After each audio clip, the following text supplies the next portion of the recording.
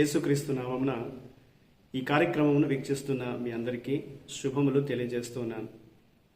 Vision cutie fellowship వారి యేసుతో ఏకాంత సమయం ఈ క్వైట్ టైం కార్యక్రమానికి మిమ్మల్ని ప్రేమతో ఆహ్వానిస్తున్నాను.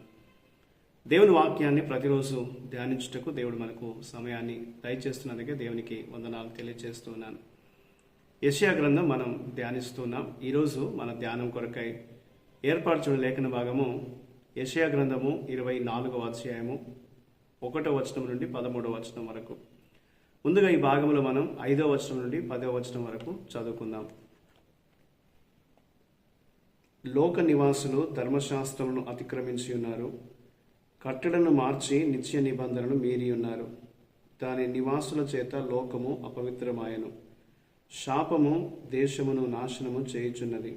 దాని నివాసులు శిక్షకు పాత్రులైరి, దేశ నివాసులు కాలిపోయిరి, శేషించిన మనుషులు కొద్దిగానే ఉన్నారు. క్రొత్త ద్రాక్షరసము అంగలార్చుచున్నది, ద్రాక్షవల్లి క్షీణించుచున్నది. సంతోష హృదయులందరూ నిట్టూర్పు విడుచున్నారు, తంబూరల సంతోష నాదము నిలిచిపోయెను. ఉల్లసించు వారి ధ్వని మానిపోయెను, సితారాల ఇంపైన శబ్దము నిలిచిపోయెను. పాటలు పాడుచు మనుషులు ద్రాక్షరసము త్రాగరు, పానము చేయి వారికి మద్యము చేదాయను. నిరాకారమైన పట్టణము నిర్మూలము చేయబడెను, ఎవడునూ ప్రవేశింపకుండా ప్రతి ఇల్లు మూయబడి ఉన్నది. ఈనాటి లేఖన భాగం ఆధారంగా మనం ఏర్పాటు చేసుకున్న అంశం ఏదనగా పాటలు లేని భూమి, సాంగ్లెస్ ఎర్త్. నేటి వాక్య భాగం యొక్క సారాంశాన్ని మనం గమనించినట్లయితే, దేవుడు లోకమంతటి తీర్పు తీర్చి భూమిని పాడు చేస్తాడని, ఆ విపత్తు నుండి ఎవరు కూడా తప్పించుకోలేరని యెషయా ద్వారా తెలియజేశాడు. ఎందుకనగా ప్రజలు దేవుని నిబంధనను మీరి ఉన్నారు. తమ దురాశతో, హింసతో మరియు వారు భూమిని అపవిత్రపరిచినట్లుగా లేఖనంలో మనం చూస్తూ ఉన్నాం. దాని ఫలితంగా భూమి నిర్జీవమై పంట కోతకు రాకుండా పంట యొక్క కోత ఆనందాన్ని కోల్పోతుంది. అదే సమయంలో తమ ఆనందాన్ని కోల్పోయినటువంటి ప్రజలు కేవలము శ్రమను మాత్రమే అనుభవించే వారుగా ఉంటారు. నగరాలు నవ్వులు లేకుండా, సంతోషం లేకుండా పాడుపడిన ప్రదేశాలుగా మారిపోతాయి. భూమి మీద ఇక ఏమీ మిగలదు అని దేవుడు తెలియజేసినట్లుగా ఈనాటి లేఖన భాగం మనకు తెలియజేస్తుంది. ఈ భాగంలో దేవుడు ఏమై ఉన్నాడు అని మనం గమనించినట్లయితే 7 నుండి 9 వచనాల్లో దేవుడు అనుదిన జీవితంలోని ఆనందాలను తీసివేశాడు.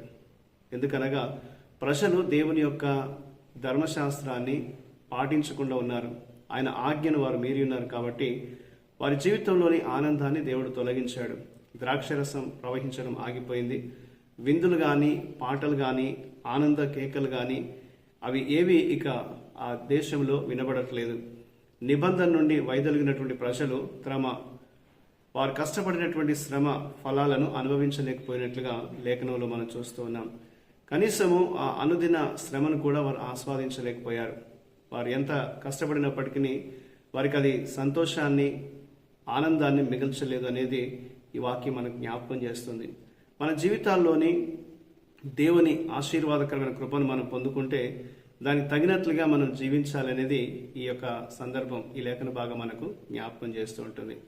ఇందులో మనం నేర్చుకోదగిన పాఠాన్ని ఆలోచిస్తే 10 నుండి 13 వచనాల్లో అనుదిన జీవితంలోని ఆనందాలు లేని లోకములో ప్రతిరోజు అది ఎంతో దుఃఖభరితంగా ఉంటుంది. వీధులలో ఆనంద గీతాల స్థానంలో దుఃఖపు ఆర్తనాదాలు వినిపిస్తాయి. శిథిలమైపోయిన వీధుల నగరాలలోని శోకము పంట కోత తర్వాత మిగిలిపోయిన బోసిపోయిన ఒలీవ చెట్ల వలె ఉంది. ఒక చెట్టును ఊపి దానిపై మిగిలి ఉన్న చివరి ఫలాలను కోయడం వలె దేవుని తీర్పు దేశం మీదకి సంపూర్తిగా వచ్చినట్లు ఈ లేఖనంలో మనం చూస్తూ ఉంటున్నాం. కాబట్టి తీర్పు దినాన కూడా మనం పరలోకంలో నిర్మించుకునేవి మాత్రమే శాశ్వతంగా నిలిచి ఉంటాయని మనం గుర్తుంచుకోవాలనేది దేవుడు మనకు ఈ లేఖన భాగాన్ని బట్టి జ్ఞాపకం చేస్తూ ఉంటున్నాడు. కాబట్టి దేవుడు మన జీవితంలోని శ్రమ యొక్క ఫలాలు మనం అనుభవించాలి అని అంటే దేవుని యందు మనం జీవించాలి, ఆయన ధర్మశాస్త్రాన్ని మనం అనుసరిస్తూ దేవుని మార్గంలో సాగాలి అనేది దేవుని వాక్యం మనకు జ్ఞాపకం చేస్తుంటుంది. 128వ కీర్తన 1వ వచనం 2వ వచనాలు మనం గమనించినట్లయితే, యెహోవా యందు భయభక్తులు కలిగి ఆయన త్రోవల యందు నడుచు వారందరూ ధన్యులు. నీవు ధన్యుడవు, నీకు మేలు కలుగును, నిశ్చయముగా నీ చేతుల కష్టారితము నీవు అనుభవించదవని లేఖనం తెలియజేస్తుంది. దేవుని యందు భయభక్తులు కలిగి జీవించినప్పుడు మన జీవితంలో ఆనందము, సంతోషము మిగిలి ఉంటుంది. మన చేతుల కష్టారితాన్ని మనం అనుభవించగలుగుతాం. ఒకవేళ దేవుని మాటను మనం మర్చిపోయినట్లయితే దేవుని యొక్క తీర్పు మన మీదకి వస్తుంది అనేది లేఖనం జ్ఞాపకం చేస్తుంటుంది.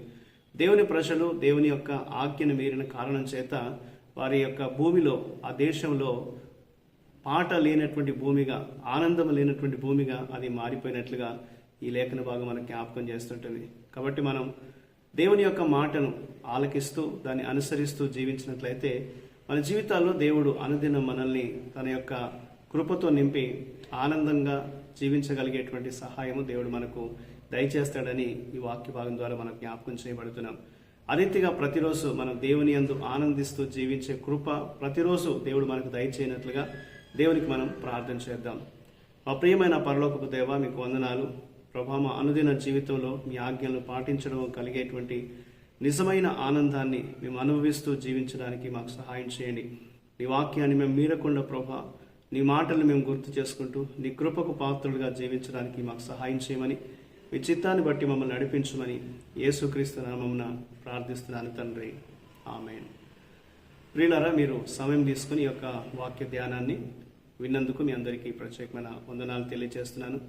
ప్రతిరోజు మీకు అందించబడుతున్న ఈ అనుదిన ధ్యానాలు మీకు దీవెనకరంగా ఉన్నట్లయితే మీ అనుభవాల్ని మాతో పంచుకోవాలని కోరుతుంటున్నాను. ప్రభు కృప మనందరికీ నిత్యము తోడయుండి కాపాడునుగాక. ఆమేన్.